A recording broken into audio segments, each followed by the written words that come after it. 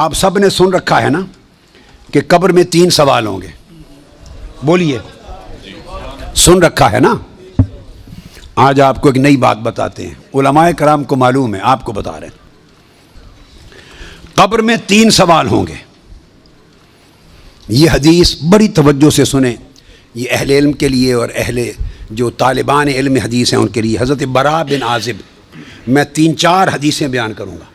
حضرت براء بن عازب راوی ہیں, اور یاد رکھ لیں کہ قبر میں 3 سوال ہوں گے. کیا؟ مر ربوں کا, تمہارا رب کون ہے. دوسرا سوال ما دینوں کا, تمہارا دین کیا ہے. تیسرا سوال ما کنت تقول فی ھذا رجل محمد, حضور علیہ السلام کا چہرہ پاک دیکھیں گے کہ ان کے بارے میں عقیدہ کیا تھا. 3 بتائے جاتے ہیں نا. میں آپ کو وثوق کے ساتھ کہہ رہا ہوں, تیقن کے ساتھ کہہ رہا ہوں, اور ذمہ داری کے ساتھ کہہ رہا ہوں. یہ 3 سوال نہ بخاری میں ہیں نہ مسلم میں ہیں.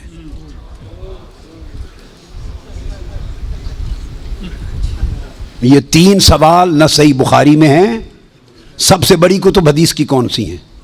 بخاری اور مسلم, دونوں میں نہیں ہیں.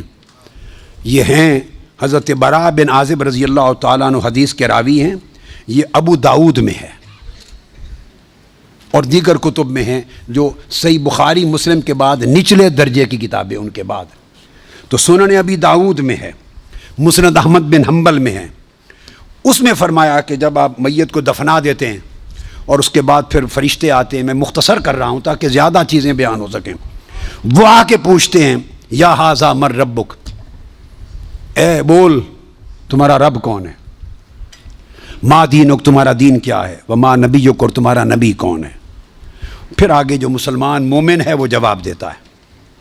یہ حدیث براء بن عازب راوی ہیں اور دیگر کتب سے ہے, مگر میں آپ کو بتا رہا ہوں نہ بخاری میں نہ مسلم میں, ان سے نچلے درجے کی کتب حدیث صحاح میں اور دیگر کتب میں ہیں. سمجھ گئے بات؟ اس کا حوالہ دے دیا میں نے آپ کو. اب آپ آ جائیے بخاری اور مسلم کیا کہتی ہے. صحیح بخاری اور صحیح مسلم وہ بتاتی ہے کہ قبر میں ایک ہی سوال ہوگا.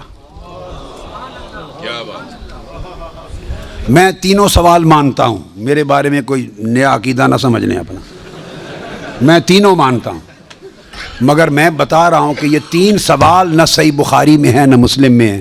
صحیحین سے نچلے درجے کی کتابوں میں ہیں, سنن ابی داؤد اور دیگر کتب میں. امام بخاری نے 3 سوالوں کی روایت نہیں بیان کی. امام مسلم نے 3 سوالوں کی حدیث کو روایت نہیں کیا. وہ کیا کہتے ہیں, امام بخاری اور امام مسلم سے بڑا امام تو حدیث میں کوئی نہیں. بولیے. وہ کہتے ہیں ایک ہی سوال ہوگا.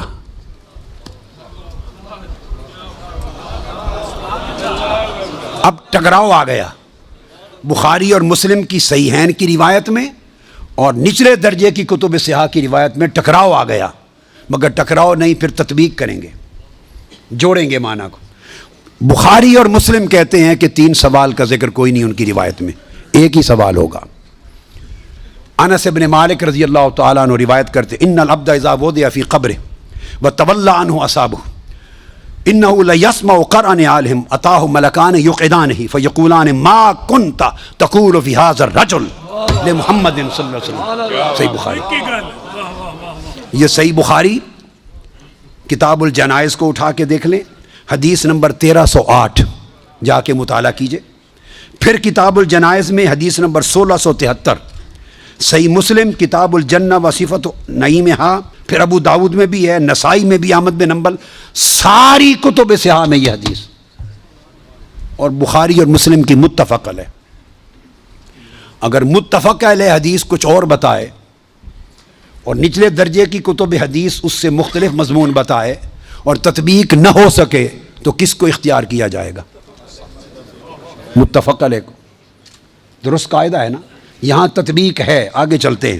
مگر امام بخاری نے روایت کیا کہ حضور علیہ السلام نے فرمایا بندے کو جب قبر میں رکھ دیا جاتا ہے اور اس کے دفنانے والے جب چلے جاتے ہیں انہ لیسمع قرع نعالہم, عام میت بھی واپس جانے والوں کی جوتوں کی آہٹ سنتا ہے. یہ متفق علیہ حدیث کے الفاظ ہیں. انہ لیسمع قرع نعالہم, پلٹنے والوں کے جوتوں کی آہٹ سنتا ہے. ہم جھگڑے کرتے پھرتے ہیں. خدا کا خوف ہونا چاہیے. عام میت پلٹ کے جانے والوں کی جوتوں کی آہٹ سنتا ہے. آپ کہتے ہیں اولیاء قبروں میں آپ کا سلام نہیں سنتا. ہم کس چکر میں, ہم نے عقیدے کہاں سے لیے ہیں, ہم نے کیا ڈھونگ رچا رکھا ہے. آقا فرماتے ہیں عام میت سنتا ہے قبر میں لیٹا ہوا جوتوں کی آہٹ. اگر ہم سمجھیں کہ اولیاء اور صلحاء جو عام میت سے اونچے درجے, وہ قبر پہ آنے والوں کو نہیں سنتے, یہ عقیدہ کہاں سے آ گیا؟ جب لوگ مر جاتے ہیں تو فرشتے آ کے اٹھا دیتے ہیں اور بٹھا کر ایک ہی سوال کرتے ہیں, ما کنت تقول فی ھذا الرجل لمحمد. جب پوچھا جاتا ہے تیرا رب کون ہے, تو سوال کا جواب لیک آؤٹ نہیں کرتے, مشکل میں ڈالا, بتاؤ اگر جانتے ہو تو رب کون ہے. پوچھا جاتا ہے تمہارا دین کیا ہے, تو جواب کا اشارہ نہیں دیتے. اللہ نے اپنے سوال میں اور اپنے دین کے سوال میں مشکل رکھی ہے, اشارہ نہیں دیا. جب محبوب کا پوچھا ہے تو تھوڑا سا اشارہ بھی دے دیا ہے کہ میرے محبوب کے امتی گھبرا نہ جائیں, میرے محبوب کے امتی یا رسول اللہ کہنے والے کہیں مشکل میں نہ آ جائیں. بھرے میرے سوال کا جواب نہ آئے دیکھ لیں گے, میرے دین کا سوال اس کا جواب نہ آئے دیکھ لیں گے, میرے مصطفیٰ کے سوال میں کوئی فیل نہ ہو. آسانی کی. فرمایا اس ہستی کے بارے میں تو کیا کہا کرتا تھا, ساتھ ہی فرشتے بولتے ہیں لے محمد, ان کا نام محمد ہے. ہائے ہائے, پرچہ بھی دے دیا, کویسچن پیپر بھی دے دیا, جواب لیک آؤٹ بھی کر دیا, آسانی پیدا کر دی. اس ہستی کا نام محمد ہے. ایک ہی سوال بخاری اور مسلم متفق علیہ, تو میں نے آپ کو سارے حوالے دے دیے, آپ پوری بخاری اور مسلم اٹھا لیجئے. کہیں بخاری اور مسلم میں اللہ کی عزت کی قسم میں نے کئی بار, مگر حرم مدینہ میں اور حرم مکہ میں اول لفظ سے آخر لفظ تک بخاری اور مسلم کے ختم کیے, ایک ایک لفظ ختم کیا, اپنے بیٹے کو پڑھایا حرم میں. اور کئی بار زندگی میں کوئی شخص بخاری مسلم میں مجھے 3 سوال دکھا دے, میں اپنا عقیدہ بدل لوں گا.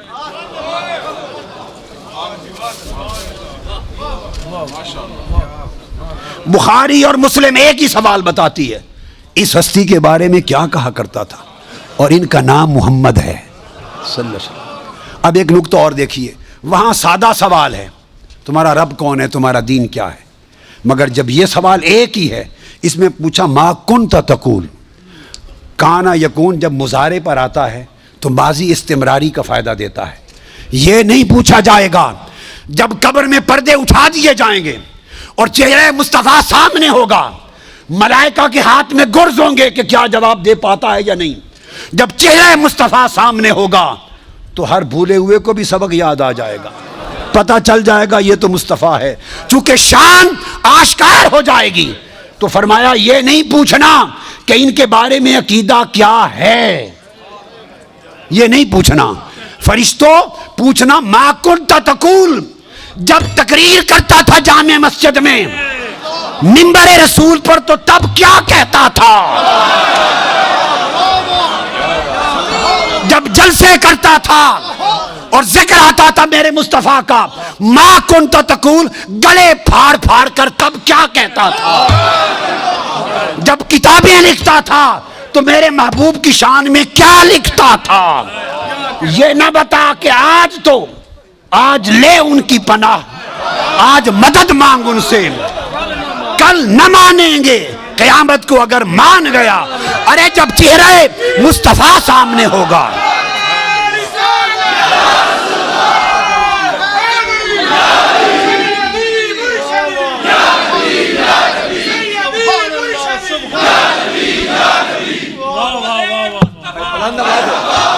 دونوں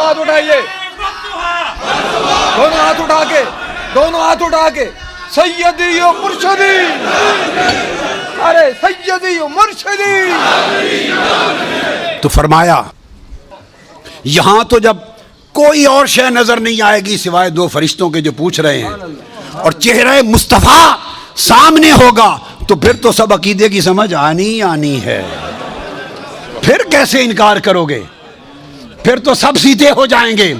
فرمایا آج کا سیدھا ہونا قبول نہیں ہے، آج پہچان لو قبول نہیں ہے۔ بتا وہ زندگی بھر کیا کہتا، کیا کہا کرتا تھا؟ ما کنت تقول، تقریریں کرتے ہوئے حضور کی شان گول کر کے آگے گزر جاتا تھا یا رک کے کھول کھول کے بیان کرتا تھا؟ جب شان مصطفیٰ، عظمت مصطفیٰ، رفعت مصطفیٰ، مقام مصطفیٰ، جب حضور کی شانوں کا، آپ کے رخ و رخسار کا، میرے محبوب کے گیسوؤں کا، میرے محبوب کے چال چلن کا، میرے مٹھن کا، میرے محبوب کے حسن کا، جمال کا، کمال کا، عظمت کا جب تذکرہ آتا تھا تو تیرا چہرہ کھل اٹھتا تھا یا مروڑ آ جاتے تھے؟